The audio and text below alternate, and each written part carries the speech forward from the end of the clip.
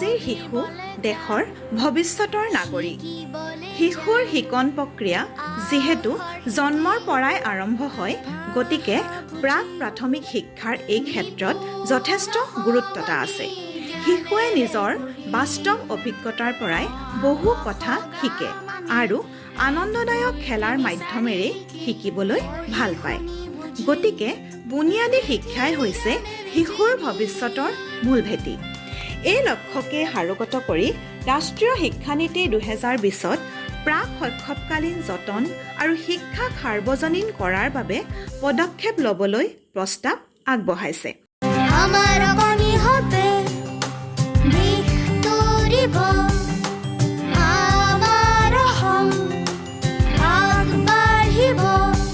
ভাৰতবৰ্ষৰ স্কুলীয়া শিক্ষা ব্যৱস্থাত এটা ডাঙৰ প্ৰত্যাহ্বান হ'ল সকলো শ্ৰেণীতে মাধ্যম ভাষা ভালদৰে লিখিব পঢ়িব নজনা আৰু বুনিয়াদী সাংখ্যিক ধাৰণা অৰ্থাৎ ফাউণ্ডেশ্যনেল লিটাৰেচি এণ্ড নিউমাৰেচি অৰ্থাৎ FLN নথকা বহু সংখ্যক ছাত্ৰ ছাত্ৰী চিনাক্ত হৈছে। राष्ट्रीय शिक्षा नीति के तहत फाउंडेशनल लिटरेसी एंड न्यूमरेसी के विकास को एक राष्ट्रीय मिशन के रूप में लिया जाए। আমি সকলোৱে মিলি 2025 পৰা 27 চনৰ ভিতৰত বুনিয়াদী পঠন লিখন আৰু সাংখ্যিক ধাৰণাৰ শিকন ঘাটি পূৰণৰ বাবে সকলো শ্ৰেণীতে প্ৰচেষ্টা ল'ব লাগিব। ৰাষ্ট্ৰীয় শিক্ষানীতি 2020ত উল্লেখ কৰা মতে ইতিমধ্যে সমগ্ৰ ভাৰতবৰ্ষত foundational literacy and numeracy mission আৰম্ভ হৈছে। অসমত এই মিছনক নিপুণ অসম অৰ্থাৎ national initiative for proficiency in reading with understanding and numeracy বুলি জনা যায়।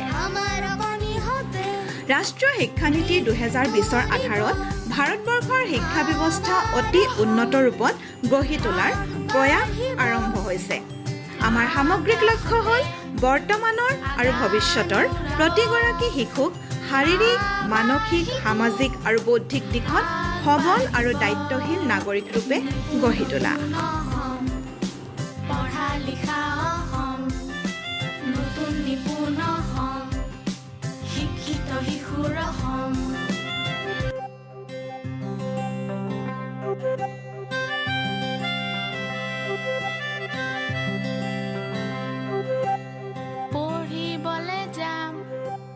শিকিবলে যাম আখৰ শিকি ভাষা বুজি নিপুণ হ'ম আমি জ্ঞানেৰে গঢ়িম।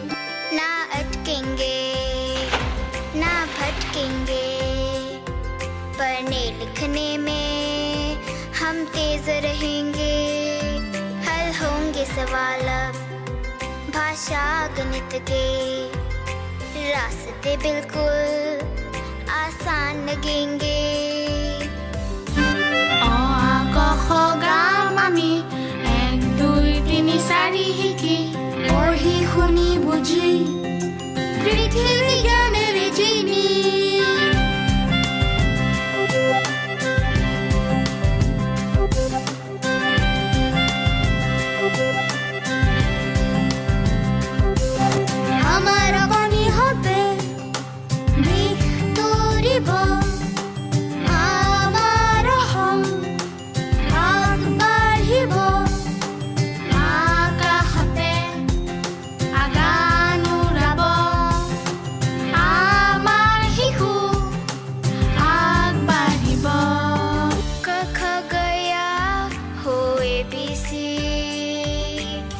सीखने का एक जुनून रहेगा। होगी ये भारत की सदी शिक्षा से ना कोई दूर रहेगा। अब हर बच्चा ने पूर्ण बनेगा। अपना भारत देश बढ़ेगा।